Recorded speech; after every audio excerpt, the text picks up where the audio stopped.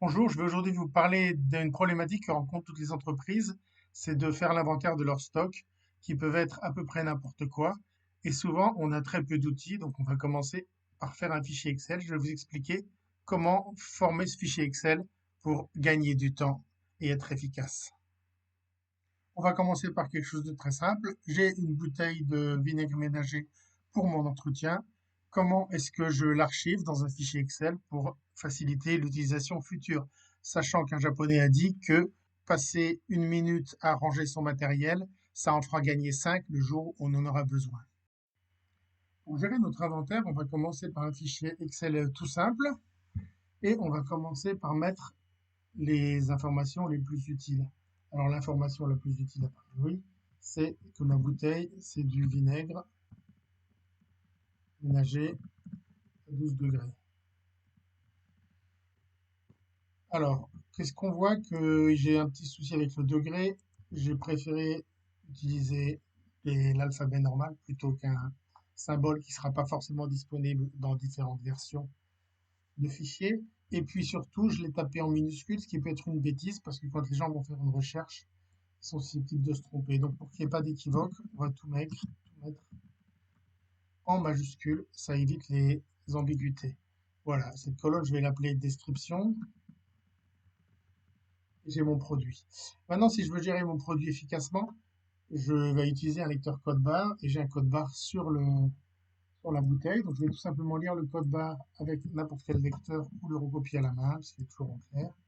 Je vais faire une colonne qui s'appelle code barre.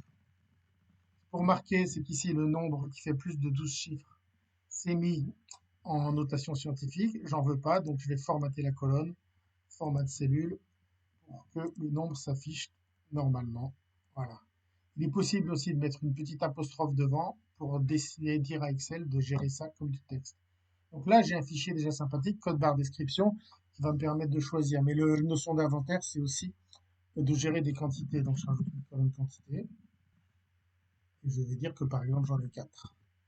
Ça, c'est déjà un premier stade. Maintenant, si je gère mon stock au quotidien, je voudrais être sûr de ne pas manquer d'un produit. Donc, je vais lui dire qu'il y a un seuil minimal à partir duquel il faut que je m'inquiète. Je peux cette colonne mini et je dis par exemple que quand j'ai moins de 3 bouteilles de vinaigre, je vais déclencher une commande.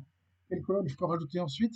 Eh bien, ma foi, le moment où je vais racheter mes bouteilles, quand j'en ai moins de 3, je ne sais pas combien je vais en racheter. Donc pour faciliter le gars qui faut faire les commandes, parce que sinon, s'il trouve une difficulté à un moment donné, il va dire, bon, ben, l'approvisionnement, on verra plus tard, on va laisser ça au suivant, il va pas le faire.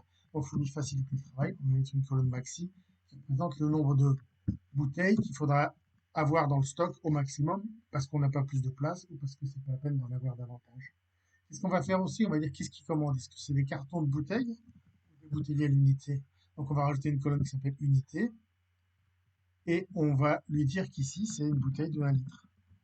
Pourquoi? Parce que si jamais il achète des cartons de 12, il va être très très mal. Donc on a un fichier qui commence à être sympathique.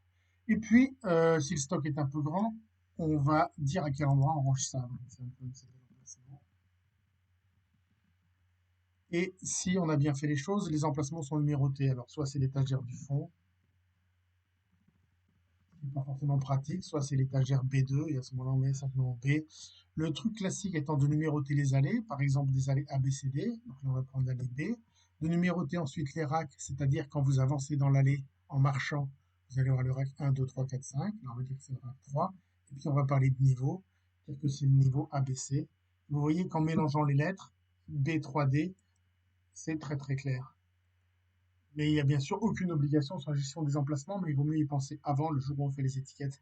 Et puis enfin, comme cette chose-là va être utilisée par d'autres gens dans l'entreprise, on va insérer un code compta ou un code interne pour le produit, parce que la comptable ne connaît peut-être pas ce code barre ni cette désignation.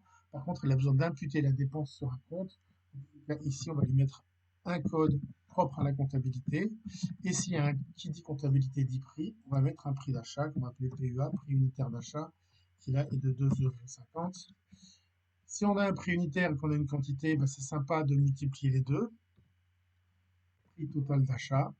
Et on va dire que le prix total d'achat, c'est le prix unitaire d'achat étoile la quantité. Alors, vous voyez qu'on ne met pas trop de macros. Pourquoi? Parce que les macros dans un fichier Excel, c'est assez dangereux. J'ai tout de même quelque chose d'intéressant. Là, c'est des produits à utilisation interne, mais c'est des produits que vous allez revendre. Vous pouvez très bien mettre un prix de vente, PUV, unitaire de vente, ou alors un prix avec TVA ou des choses comme ça. Toujours est-il qu'on va rajouter une colonne de prix. On peut rajouter autant de colonnes qu'on veut si on a plusieurs prix, plusieurs TVA, etc.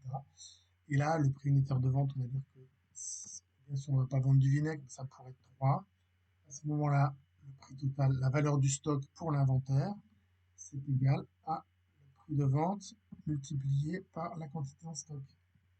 Et là, j'ai un fichier qui commence à avoir un peu d'allure. Après, si on a beaucoup d'articles en stock dans toute l'entreprise, qu'on a à la fois de l'entretien, de l'outillage, des EPI, des fournitures alimentaires, etc., c'est intéressant de parler, pour des êtres humains, de parler de famille. Donc, on va ajouter une colonne qui s'appelle famille, dans laquelle on va dire, par exemple, ici, c'est entretien, toujours en majuscule, de manière à ne pas se mélanger les choses. Parce qu'effectivement, on a besoin de trouver facilement un article. Donc, en faisant un tri sur la colonne entretien, j'aurai tous les produits d'entretien. Je peux faire une recherche alphabétique sur une colonne ici aussi. Et là, j'ai un fichier qui commence à avoir un petit peu d'allure. Après, on parlait de passer les commandes à partir d'un mini et d'un maxi. Et il nous manque peut-être les coordonnées du fournisseur. Alors, on va mettre une toute petite colonne fournisseur. Ça n'a pas besoin d'être très, très riche, puisqu'a priori, on va trouver les coordonnées du fournisseur ailleurs. On n'est pas obligé de mettre en entier ici. Je vais mettre chez Carrefour, tout simplement. Alors, ce qu'on peut faire avec Excel qui est très intéressant, c'est que sur une case, vous pouvez insérer un lien qui va aller vers une fiche ou vers le fournisseur ou même directement sur l'article du fournisseur. Donc, les cases Excel, vous pouvez insérer un lien. On a maintenant un fichier qui est pas mal du tout, avec lequel on va pouvoir gérer notre inventaire. Vous remarquerez qu'on n'a pas parlé des entrées-sorties. Pourquoi? Parce que gérer dynamiquement un fichier au quotidien, si on fait une dizaine ou une centaine de mouvements par jour, sur Excel, c'est quasiment impossible. C'est pour ça qu'on vous conseille d'utiliser le logiciel GSM qui utilise ce format de fichier et qui permet des entrées-sorties très simples avec du code barre, très rapide et très fiable. Merci, rendez-vous sur notre site logiciel-gestion-stock.fr.